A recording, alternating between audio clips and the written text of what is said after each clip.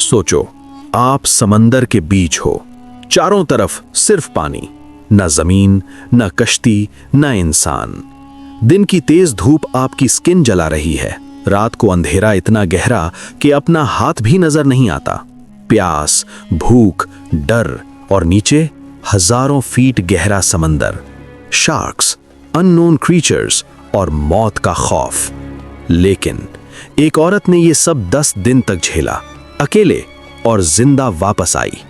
ये कोई फिल्म नहीं, ये कोई फिक्शन नहीं, ये एक हकीकी कहानी है हिम्मत, सर्वाइवल और इंसानी इरादे की।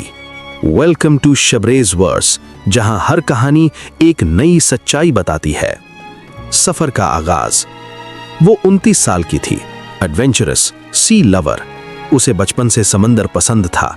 उस दिन वेदर फोरकास्ट नॉर्मल था, हल्का सा हवा का झोंका, आसमान साफ। वो अपनी छोटी मोटर बोट लेकर कोस्ट से निकली। प्लान सिंपल था, शॉर्ट सोलो राइड, कुछ फोटोज, कुछ सुकून के लम्हे। मगर समंदर कभी प्रिडिक्टेबल नहीं होता। तूफान जो अचानक आया। 2 घंटे बाद हवा तेज होने लगी, आसमान पर बादल घने हो गए। वो वापस मुड़ना चाहती थी, लेकिन इंजन ने अजीब आवाज दी, फिर बंद। उसने दोबारा स्टार्ट करने की कोशिश की, कुछ नहीं। इसी दौरान तूफान ने जोर पकड़ लिया, लहरें ऊंची होती गईं, कश्ती कंट्रोल से बाहर होने लगी।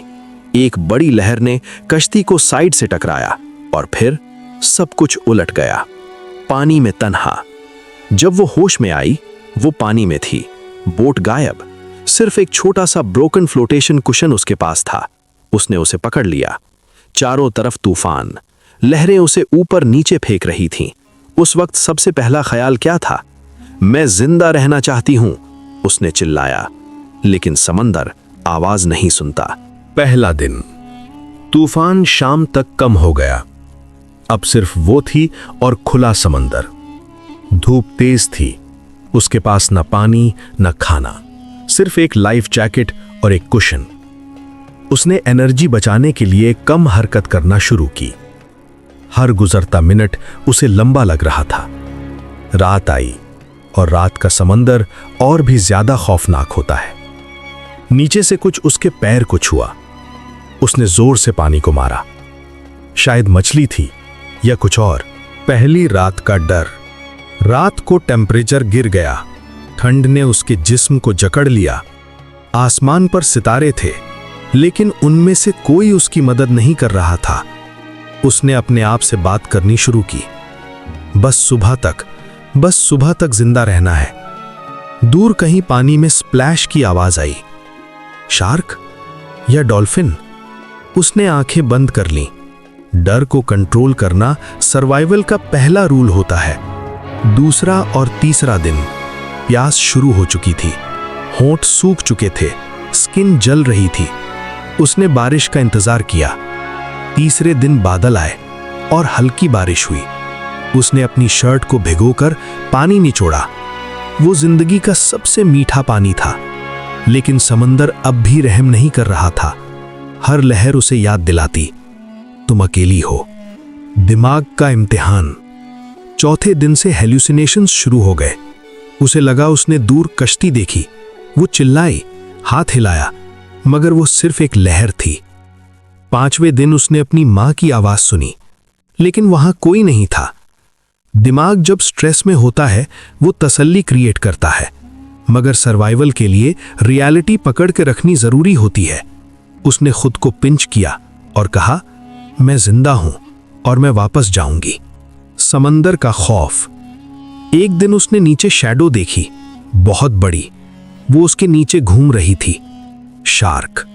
उसने बिल्कुल मूवमेंट बंद कर दिया। आंखें बंद, सांस कंट्रोल।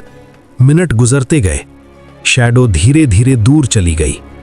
उस दिन उसने सीखा, कभी कभी हिलना नहीं सबसे बड़ी हिम्मत होती है।